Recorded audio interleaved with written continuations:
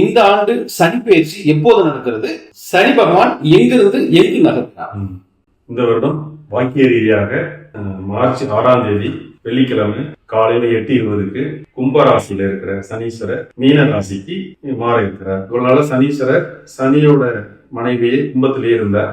இப்ப மீனத்துக்கு குருவோட மனைவிக்கு மாற இருக்கிறார். அந்த தாக்கம் ஒவ்வொரு ராசிக்கும் ஒவ்வொரு மாதிரி இருக்கும். சனி பயிற்சி மேஷ ராசிக்கு எப்படி இருக்கும்? மேச ராசியை பொறுத்த வரைக்கும் ராசிக்கு 12வது இடத்துக்கு சனி பயிற்சி ஆகுது. ராசிக்கு அதாவது மீனத்துல வர்றதுங்கிறது மேச ராசிக்கு 12ஆம் இடத்துக்கு வருது. அப்ப 12ஆம் இடம்னா அவங்களுக்கு 30 வயசுல இருக்கா, 30 வயசுல இருந்து 60 வயசுக்குள்ள இருக்கா, 60 வயசுக்கு மேல இருக்கா அப்படிங்கறது 3ஆ பிரிச்சுதான் பார்த்துதான் அதுக்கு பலன் இருக்கும். பட் 30 வயசுக்குள்ள இருக்குது அப்படின்னா அது 7.5 சனி பாதிப்பை கொஞ்சம் அதிகமா கொடுக்கும். ஆனா அவங்க ஜனனகால ஜாதகத்துல சனி யோகரா இருக்காரா, மேஷ ராசியா இருக்கலாம், லக்னம் சனிக்கு யோகமான மகர லக்னமோ, துலா லக்னமோ, கும்ப லக்னமோ, மிதுன லக்னம் இந்த மாதிரி லக்னமாக இருந்தால் அவங்களுக்கு பாதிப்போட அளவு குறையும். அதே டைம்ல பூர்வ புண்ணிய ஸ்தானம் 5ஆம் இடம் தான் அன்பு கிடைக்கிற இடம், பூர்வ புண்ணியம், கடவுளோட அனுகிரகம், பிராப்தம்னு சொல்ற இடம். அதனால 7.5 சனி வரும்போது 12 கட்டத்துல சனீஸ்வரர் 11 கட்டத்தை பார்த்துருவாரு. அதுல 5ஆம் இடத்தை மட்டும் பார்க்க மாட்டார். ஏன் பார்க்க மாட்டாருன்னா பூர்வ புண்ணியம் தான் நீ பொழைச்சிக்கன்னு விட்டுருவார். இப்போ பூர்வ புண்ணியத்துக்கு கிரகம் எதுனா சூரியன், பாக்கியத்துக்கு கிரகம் எதுனா குரு. ஒரு ஜாதகத்துல சனி, சூரியன், குரு இந்த 3 கிரகம் நல்லா இருந்து நல்ல திசை நடந்ததுன்னா பாதிப்போட அளவு குறையும். பலகீனமான திசை இருக்குது, அந்த லக்னத்துக்கு அந்த ராசிக்கு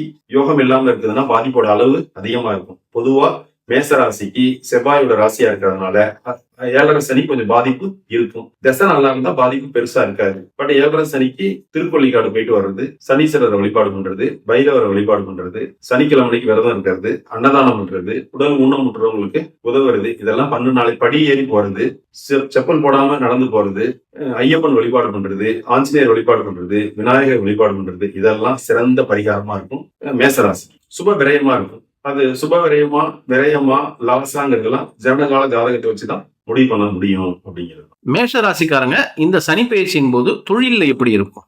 ஜனகால ஜாதகத்துல சனீஸ்வரர் நல்லா இருக்காரு, மீன வீட்டுல சுபகிரகம் இருக்கு அப்படின்னா அவங்க தொழில் நல்லா தான் இருக்கும். அந்த இடத்துல பாவகிரகம் இருக்குது, இப்ப ஒரு பலகீனமான திசை நடக்குது, இல்ல பகைக்கான திசை நடக்குதுன்னா அவங்களாம் கொஞ்சம் விழிப்புணர்வா தான் இருக்க வேண்டியது இருக்கும். நிதானிக்கிறதா இல்ல சிறப்பா இருக்குமா அப்படிங்கறதா இண்டிவிஜுவல் ஜாதகத்தை பார்த்து தான் முடிவு பண்ணணும். பட் இது 7.5 சனியில பொங்கு சனியா 30 வயசுக்குள்ள வருது அப்படின்னா 7.5 சனி, 30 வயசுல இருந்து 50-60 வயசுக்குள்ள வருது அப்படின்னா பொங்கு சனி, 60 வயசுக்கு மேல வருதுன்னா உடலை பாத்துக்கிறதா என்ன அப்படிங்கறதெல்லாம் ஒரு ஜாதகத்தை பார்த்து தான் முடிவு பண்ண முடியும். பட் 7.5 சனினாவே கொஞ்சம் விழிப்புணர்வா இருக்கிறது சிறப்பு. படிக்கக்கூடிய மாணவர்களுக்கு மேஷ ராசிக்காரங்களா இருந்தா அவங்களுக்கு ஏதாவது அட்வைஸ் உண்டா? படிக்கக்கூடிய மாணவர்களுக்கு 7.5 சனி இருக்கும்போது தூக்கம் ரொம்ப ஜாஸ்தியா வரும், சோம்பேறித்தனம் இருக்கும், தடை வரும்.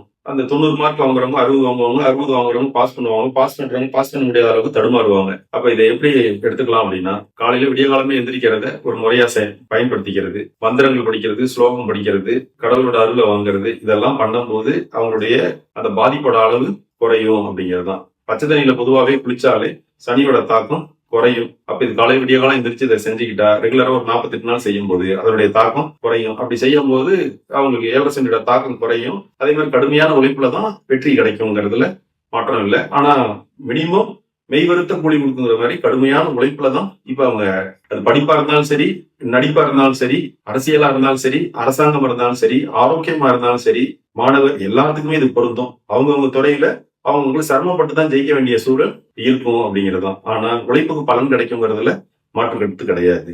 நான் சொல்லியிருக்கிற எளிமையான வலிமையான சரியான பரிகாரத்தை பயன்படுத்தி நீங்க வெற்றி காணும்னு வாழ்த்துறேன், விரும்புறேன். நன்றி, வணக்கம்.